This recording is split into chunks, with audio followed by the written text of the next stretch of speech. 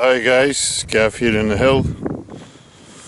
Today I wanted to share with you some of the benefits of Goethean landscape observation and the reasons you might do it. I'll just want to show you where I am at the moment. I'm sitting in a bowl because of the wind. It's really strong on the hill just now, so sheltering from the wind. So Goethean landscape observation is fantastic. I highly recommend you doing it, and the reason is it's got so many different angles of ways of working that benefit you. It's difficult to put them all in one video. Each part really needs its own video. I'll just go over a couple of things that come up. It really transforms you as an observer as well. So, and the reason that you're doing it is really to connect into the angel of the landscape, this kind of healing quality of the landscape. Very homeopathic when you do that. Can be deeply transformative, particularly in Scotland when you're in a beautiful landscape. You can even do them in town. Edinburgh's a good place with the hills there, fantastic shapes. Still got a lot of original gesture in the hills, not been too transformed by man. So one of the ways of getting into it is through letting go of your baggage. So that's a whole process of this art of letting go, and then you can move into cultivating reverence and wonder, and you can do that through gratefulness as well. It's very connected to that. It's a good morning practice, the gratefulness, to help you cultivate it generally.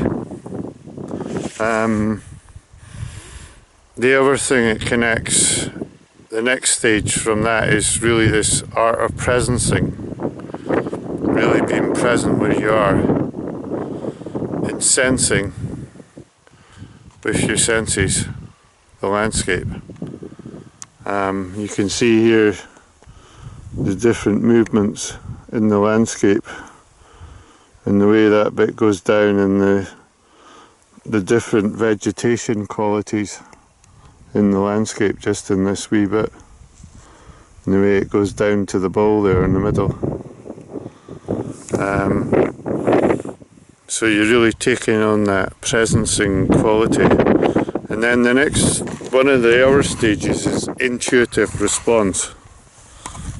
Normally do that near the beginning, where you connect what comes up with you intuitively, straight away, without thinking about it too much. You go around in the group expressing this feeling from the landscape. And basically the rest of the process is really about finding out if that one thing that you've come up with intuitively is actually the truth. So you go through this whole process of embodying the being of the landscape. So the your first impressions, and then go into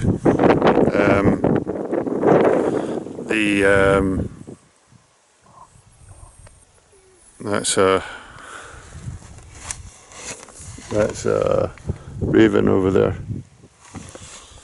Fantastic sound that, isn't it? And then go into this growing aspect, how it developed, over time, the landscape is a skylark. Meadow pipit makes nearly the same sound as well. Fantastic, isn't it? So, yeah, and then you go into seeing the being of the landscape, try and get a feeling of the quality of it, and then you go to meet the being of the landscape.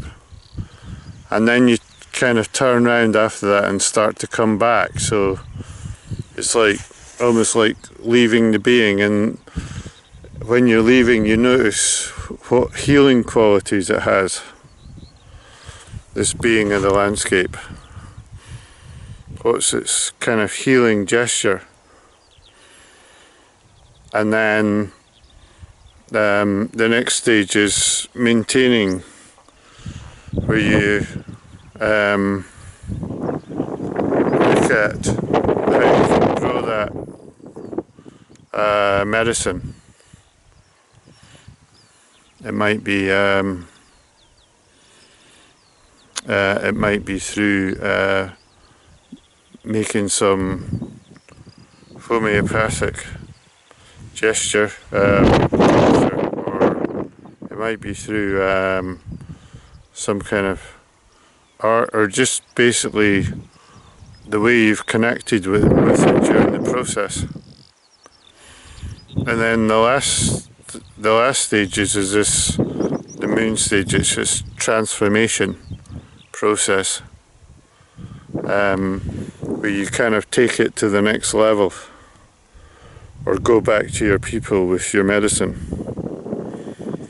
So you can see how these different stages are worked in, but the real, the physical benefits are that quality of deep spiritual connection through the truth of the being in the landscape, and also with the group you're working with, and this heightened perception through intuition, and then this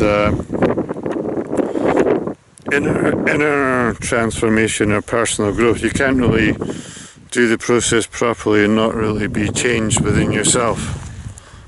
And then you kind of realize it's a new way of knowing, which embodies, it's like a new kind of science that embodies art as well. And you as the artist, which is amazing.